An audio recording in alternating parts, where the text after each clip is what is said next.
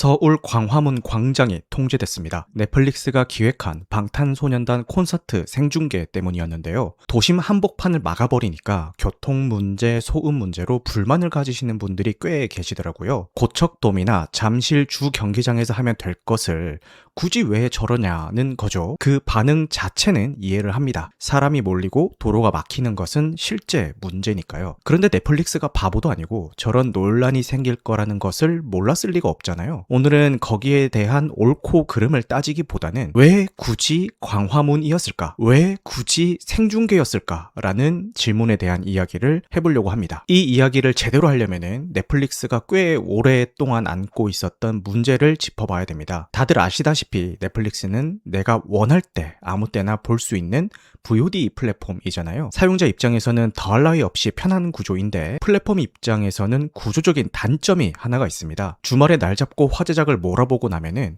미련 없이 다음 달 구독을 끊어버린다는 겁니다. 언제든 다시 결제해서 보면 되니까 지금 당장 유지할 이유가 없는 거거든요. 이걸 계절성 이탈이라고 부르는데 콘텐츠 하나에 수천억을 쏟아 부어도 시청자가 보자마자 이탈해버리는 사이클이 계속 도는 겁니다. 그래서 넷플릭스가 선택한 해결책이 바로 라이브입니다. 라이브의 본질은 다시 볼 수 있냐가 아니라 지금 같이 보냐거든요. BTS 광화문 공연은 그 시간에 넷플릭스를 켜야만 함께 할 수 있는 경험이에요. 나중에 VOD로도 제공되겠지만 전 세계 팬덤이 동시에 그 순간을 나누는 그 감각은 그 시간에만 존재합니다.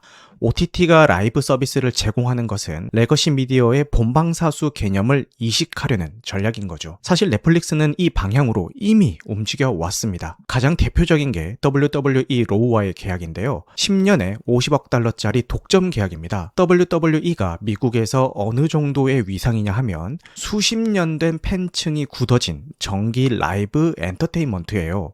특정 요일, 특정 시간에 반드시 켜야 하는 사람들이 있는 장르죠. 넷플릭스가 이 계약으로 확보한 게 단순히 컨텐츠를 확보한 게 아니라 매주 정기적으로 돌아오는 시청 이유를 확보한 겁니다. 거기서 멈추지 않고 복싱 생중계, 골프 이벤트까지 라이브 포트폴리오를 넓혀갔고요. 2025년을 기준으로 넷플릭스가 진행한 라이브 이벤트가 200개를 넘겼다라고 합니다. BTS 광화문 콘서트는 그 흐름의 한국판 첫 번째 사례인 거죠. BTS 라이브를 보려면 넷플릭스를 구독하세요. 이 문장이 성립하는 순간 라이브 시장에 넷플릭스가 정식 경쟁을 시작하게 되는 겁니다. 더 무서운 건 이게 190개국에 동시에 송출되는 프로젝트라는 점입니다. 수천만 명의 아미가 한날 한시에 몰리는 거잖아요. 넷플릭스 입장에서는 전 지구적인 트래픽 스트레스 테스트를 하는 거예요. 넷플릭스는 이전 라이브들을 통해서 기술력을 차곡차곡 쌓아왔다라고 밝혔습니다. 고도화된 비디오 인코딩, 트래픽 분산 로드 밸런싱, 다중 장애 복구 시스템, 라이브 전용 운용 모드, 이런 기술이 쌓일수록 이후에 더 큰 규모의 스포츠 중계권 경쟁에서도 자신있게 뛰어들 수 있는 근거가 됩니다. 그렇다면 다시 처음 질문으로 돌아가는데요. 왜 굳이 통제도 힘든 광화문이냐? 이게 표면적으로는 공간 문제처럼 보이지만 실제로는 콘텐츠 기획의 문제입니다. 공연장에서 하면 공연인데 광화문에서 하면 사건이 됩니다. 넷플릭스는 이 공연을 단순한 음악 이벤트로 만들 생각이 처음부터 없었던 거예요. 광화문은 한국의 전통과 현대가 교차하는 공간입니다. 이게 190개국에 동시 송출되는 순간 단순한 아이돌 공연이 아니라 대한민국이라는 나라 자체를 연출하는 거대한 국가 브랜딩이 되어버립니다. 그냥 큰 공연장 빌려서 하는 게 아니라 도시 전체를 거대한 무대로 만들어버리는 넷플릭스의 기획력을 과시하는 거죠. 유튜브나 다른 스트리밍 플랫폼이 따라하기 어려운 게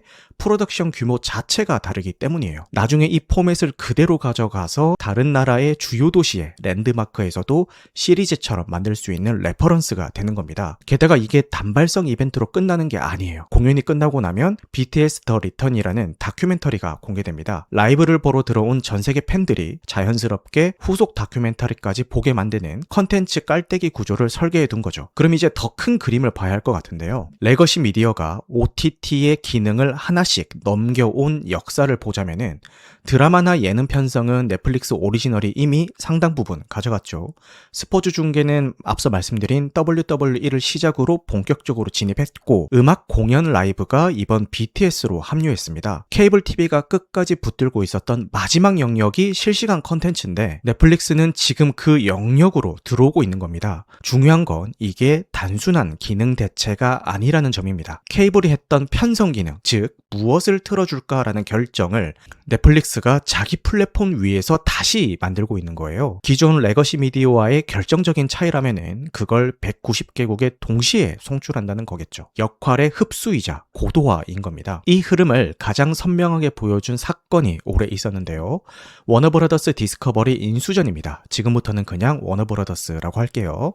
배경을 잠깐 설명하자면 워너브라더스는 2024년 말에 영화 방송 제작과 HBO 같은 스트리밍 자산, 그리고 CNN, TNT, 디스커버리 채널 같은 케이블 네트워크를 각각 분리하는 구조로 회사를 쪼개겠다라고 발표했습니다. 그 이유가 뭐냐면은 케이블 채널이 계속 적자거든요. 그 무게를 스트리밍 사업이 짊어지고 있었던 겁니다. 그래서 케이블을 떼어내고 스트리밍 중심으로 재편하겠다라는 구조조정이었습니다. 넷플릭스의 인수협상은 그 분사 발표 이후에 들어오긴 했는데 그 협상에서 넷플릭스가 원한 건 스튜디오와 IP였습니다. 워너브라더스 스튜디오, HBO, DC 유니버스, 해리포터, 왕자의 게임 같은 100년치 라이브러리를 원하는 거죠. 케이블 네트워크는 처음부터 협상 테이블에는 없었습니다. 왜냐하면 CNN, TNT가 하는 기능을 넷플릭스는 이미 만들어가고 있었거든요. 라이브 뉴스, 스포츠 중계, 음악 공연. 어차피 자기 손으로 대체하고 있는 걸 비싼 돈 주고 사는 건 모순이잖아요.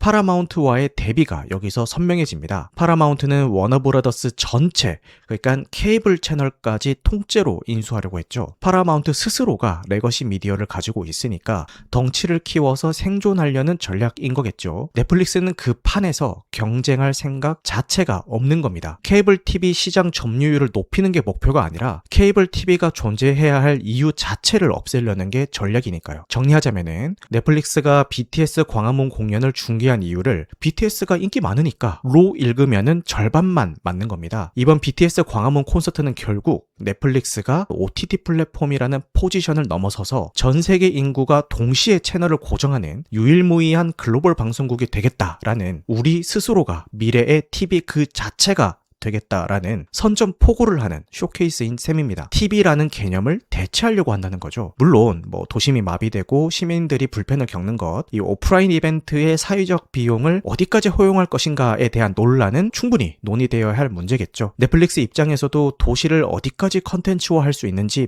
찔러보는 거대한 실험이기도 했으니까요. 이 실험이 어떤 결과로 이어질지, 그리고 이런 방식이 앞으로도 계속 진행될 수 있을지 여러 가지 생각할 거리를 던져주는 행보인 것 같습니다. 여러분은 이번 이슈에 대해서 어떻게 생각하시나요? 댓글로 자유롭게 의견 나눠주시면 감사하겠습니다.